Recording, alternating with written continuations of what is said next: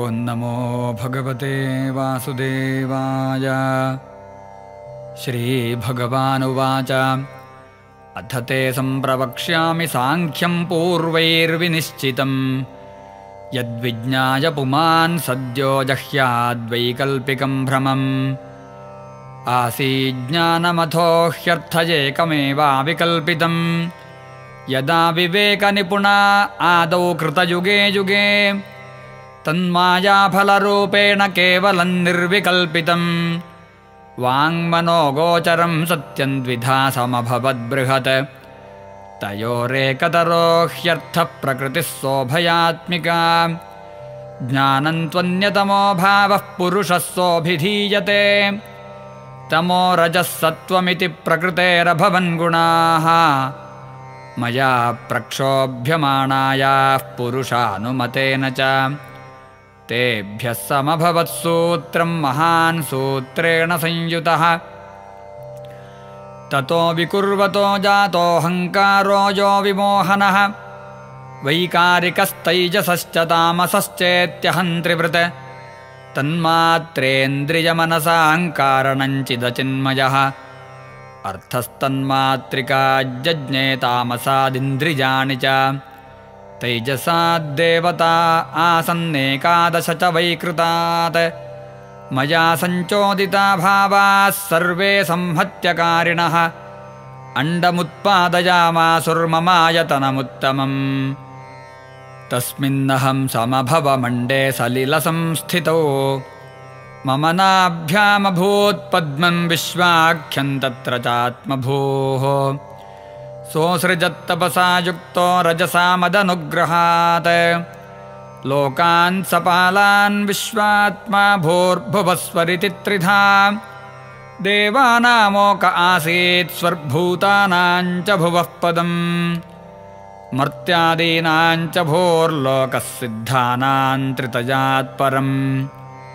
अधोऽसुराणां नागानां भूमेरोकोऽसृजत्प्रभुः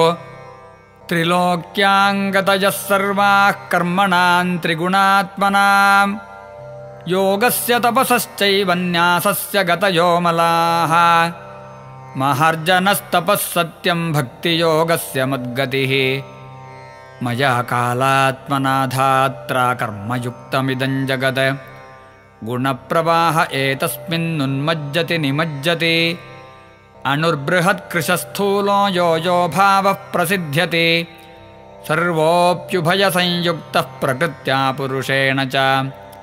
यस्तु यस्यादिरन्तश्च स वै मध्यं च तस्य सन् विकारो व्यवहारार्थो यथा तैजसपार्थिवाः यदुपादाय पूर्वस्तु भावो विकुरुते परम् आदिरन्तो यदा यस्य तत्सत्यमभिधीयते प्रकृतिर्ह्यस्योपादानमाधारः पुरुषः परः सतोऽभिव्यञ्जकः कालो ब्रह्म तत्त्रितयन्त्वहं सर्गः प्रवर्तते तावत् पौर्वापर्येण नित्यशः महान् गुणविसर्गार्थस्थित्यन्तो यावदीक्षणं विराण्मया साध्यमानो लोककल्पविकल्पकः पञ्चत्वाजविशेषाय कल्पते भुवनैः सह अन्ने प्रलीयते मर्त्यमन्नं धानासु लीयते धाना भूमौ प्रलीयन्ते भूमिर्गन्धे प्रलीयते अप्सु प्रलीयते गन्ध आपश्च स्वगुणे रसे लीयते ज्योतिषिरसो ज्योतिरूपे प्रलीयते रूपं वायौ स च स्पर्शे लीयते सोऽपि चाम्बरे अम्बरं शब्दतन्मात्र इन्द्रियाणि स्वयोनिषु यो निर्वैकारिके सौम्य लीयते मनसीश्वरे शब्दो भूतादिमप्येति भूतादिर्महति प्रभुः स लीयते महान् स्वेषु गुणेषु गुणवत्तमः ते व्यक्ते सम्प्रलीयन्ते तत्काले लीयते व्यये कालो मायामये जीवे जीव आत्मनिमय्यजे आत्मा केवल आत्मस्थो विकल्पापायलक्षणः एवमन्वीक्षमाणस्य कथं वैकल्पिको भ्रमः